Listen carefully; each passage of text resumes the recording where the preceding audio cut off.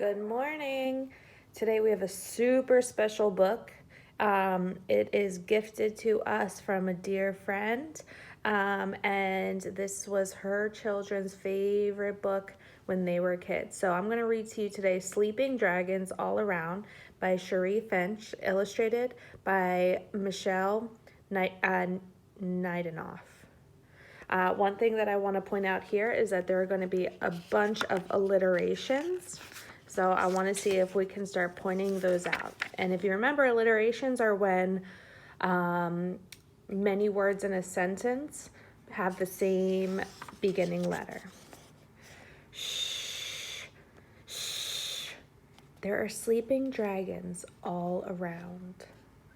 Well, I don't see any yet. And so I must tiptoe, tiptoe, softly as I pass. When there are sleeping dragons all around, I must be quiet.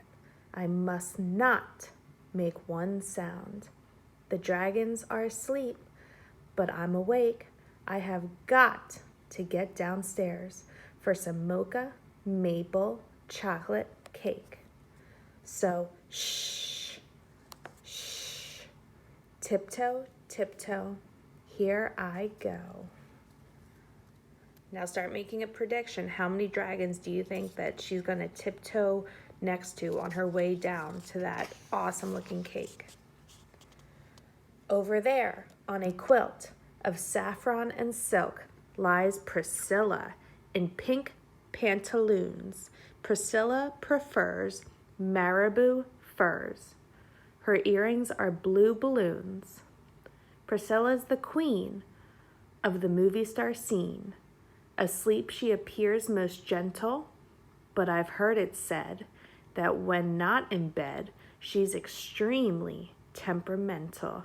So I must tiptoe, tiptoe, softly as I pass.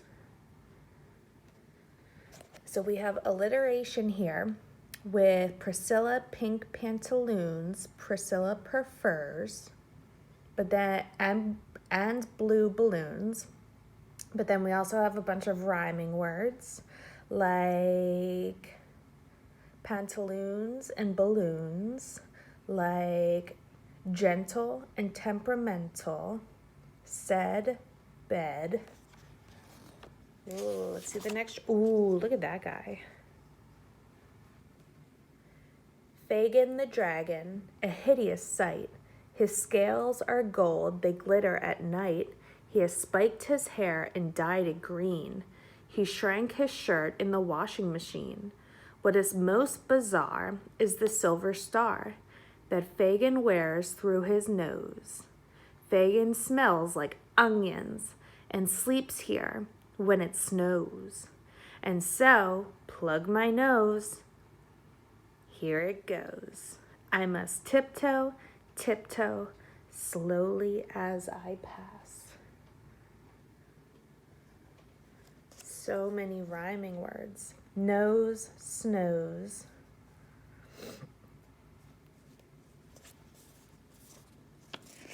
Nose goes. What? In our tub sleeps Beelzebub,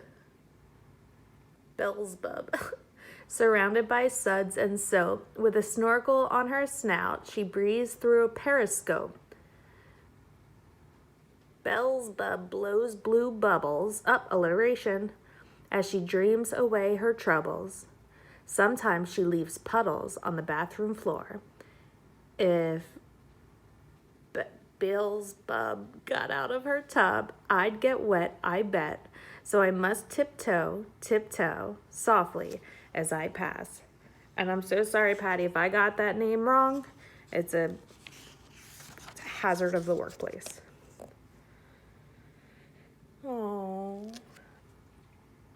Glump is simply a dimplish, bimplish, balloon belly, a slumpish lump, a wimp of a dragon with his tail zigzagging around the floor, his chin dragging along the floor. with hiccups like no one's heard before. The whole floor shakes, but Glump never wakes, I hope. So I must tiptoe, tiptoe, softly as I pass. Over there by the stair sleeps the dragon, Pythagoras, a dragon of deadly precision. His obsession is mathematics. He's unusually adept at division. The dragon, Pythagoras, counts in his sleep. I strongly suspect that he tabulates sheep.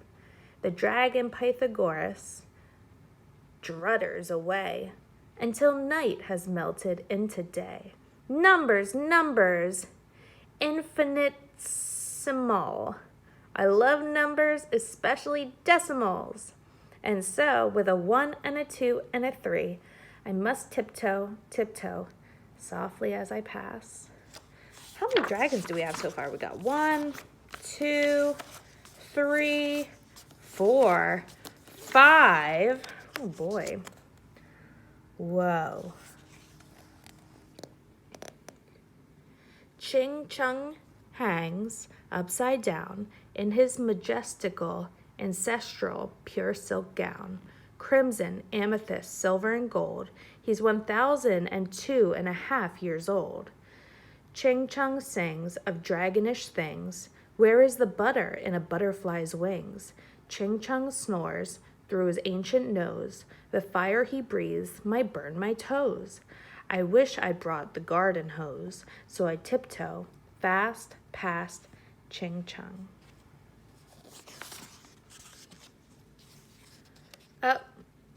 Whoa. There in his lair, in a rocking chair, sleeps old Jebediah Jones. His skin sags like garbage bags. Brittle are his bones. Jebediah has 3 long whiskers sprouting from his snout. Occasionally he uses tweezers and tries to pluck them out. He smells a bit like medicine that's gone a little stale. He daily swallows vitamins and drinks golden ginger ale, even though his stomach droops. And if he's wrapped in hula hoops, one can always hear him hum some ancient dragon hymn each and every night when Jebediah comes in. So I must tiptoe, tiptoe, softly as I pass.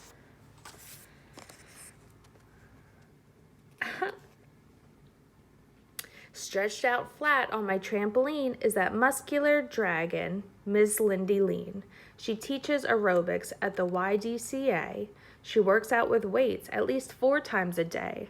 Her sneakers are gargantuan. So is her jogging suit. She maintains a healthy food diet of salad, yogurt, and fruit. Ms. Lindy Lean is incredibly keen. Her muscles are mountains, it seems. I think she's even doing push-ups in her dreams. So I must tiptoe, tiptoe, softly as I pass. Girl better get her cake soon.